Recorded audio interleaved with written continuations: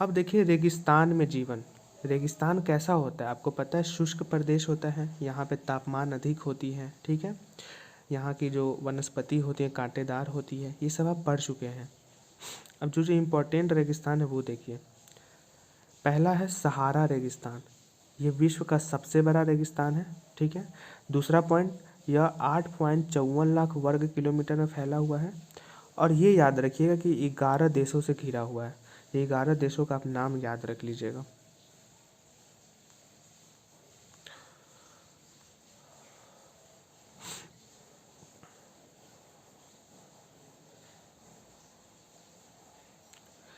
याद रखिएगा कि अल अजीजिया क्षेत्र, ठीक है, ये सबसे अधिक तापमान, पूरी दुनिया में सबसे अधिक तापमान 1922 में 57.7% जो दर्ज किया गया था, कौन सा क्षेत्र में किया गया था, तो सहारा क्षेत्र में। और अगर नाम पूछे तो अल अजीजिया क्षेत्र में, ठीक है। और सहारा कहाँ पे है, अफ्रीका महाद्वीप में है, पता ही है आपको कौन कौन सा देश है, मैंने ऊपर बता दिया। क्योंकि ये रेगिस्तान है तो यही सब पाए जाएंगे, कैक्टस, खजूर पेड़, ये सब आपको पता है पहले से, मैंने पीछे पढ़ा दिया है। अब यहाँ पे याद रखिए कि यहाँ पे बेदुइन एवं तुआरेग जनजाति पाई जाती है। तो पहला क्वेश्चन कि बेदुइन एवं तुआरेग जनजाति कहाँ पाई जाती है, तो सहारा रेगिस्तान में। और दूसरा चीज़ कौन सा महाद्वीप में, तो अफ्रीका महाद्वीप में। तो ये आप याद रखिएगा।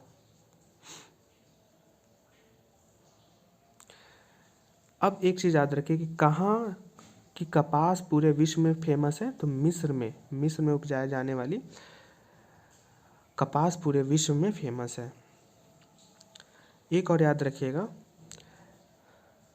कि टैफी लालेट मरुधान कहाँ है, तो मोरक्को में है। बस इतना ही याद रखना। एक और चीज़ याद रखिए कि कौन से जनजातीय जो विदेशी पर्यटकों के लिए मार्गदर्शन का काम करते हैं, तो तुआरेग जनजाति या तुआरेग लोग कहाँ मिलते हैं, सहारा रेगिस्तान में। कौन सा महाद्वीप, तो अफ्रीका महाद्वीप, है ना। मैं सिर्फ बोल दे रहा हूँ आपको, आप लिख चुके हैं। अब ये लद्दाख, तो लद्दाख क्या है, एक ठंडा रेगिस्तान है। एग्जाम में पूछे कि लद्दाख के उत्तर में कौन है, तो कारोकस पर्वत श्रेणी है और दक्षिण में जास्कर पर्वत श्रेणी है। इनमें से कौन कौन सी नदियाँ बहती है, तो सिंधु नदी बहती है। और लद्दाख में ही गैंगरी हिमानी है। गैंगरी हिमानी कहाँ पड़ती है, तो लद्दाख में पड़ती है।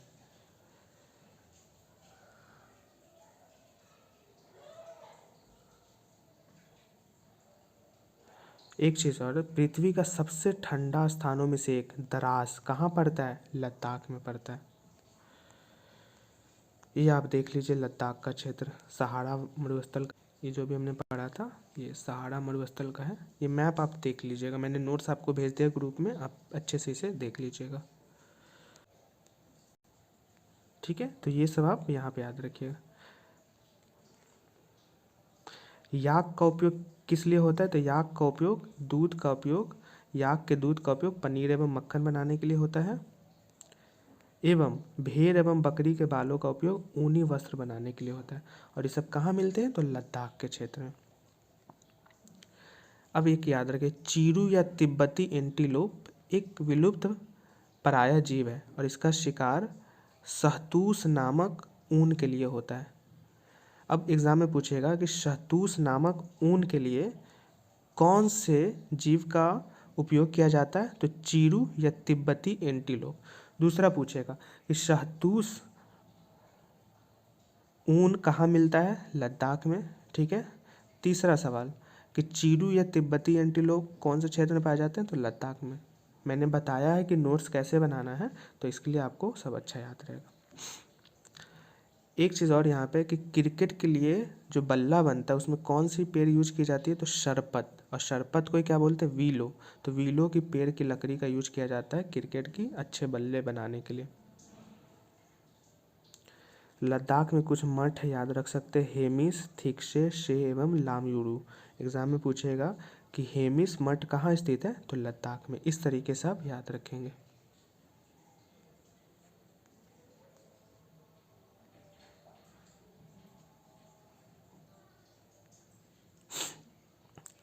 ये देखिए, मनाली लेह मार्ग 4 दर्रों से गुजरता है। कौन कौन सा दर्रा है? रोहतांग, बारालाचा, लुंगा लाचा एवं टांगला। ये चारों दर्रा पूछेगा कि बताइए मनाली लेह राजमार्ग से कौन कौन से दर्रे गुजरते हैं, और चारों ऑप्शन में दे देगा, और एक लिखेगा नॉन ऑफ द एबव, एक लिखेगा एक से अधिक। तो इसलिए चारों याद रखें। बाकी जो दर्रा है, कौन दर्रा कहाँ है, नहीं है, कौन दर्रा हिमाचल से श्रीनगर कनेक्ट होता है, तो वो सब हम दर्रों वाली चैप्टर में डिटेल में पढ़ेंगे। आप बेफिक्र रहिए, जो एनसीईआरटी की ज़रूरत है हम उसे ही पढ़ेंगे अभी। ये जो इम्पोर्टेंट क्वेश्चन है ये आप बना लीजिएगा अच्छे से, ठीक है ना। इसमें पता ही है कि ज़्यादा से आंसर गलत ही है, क्योंकि मैंने जानबूझ के दी है। और जो सही है आप सही मारिए, खुद से प्रैक्टिस कीजिए।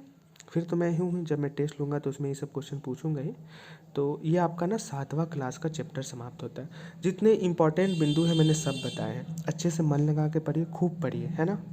और फिर हम अगले वीडियो 8वां का वीडियो 2-3 दिन में मैं अपलोड करूँगा, आपको भेजूँगा। तब तक के लिए थैंक यू सो मच, धन्यवाद।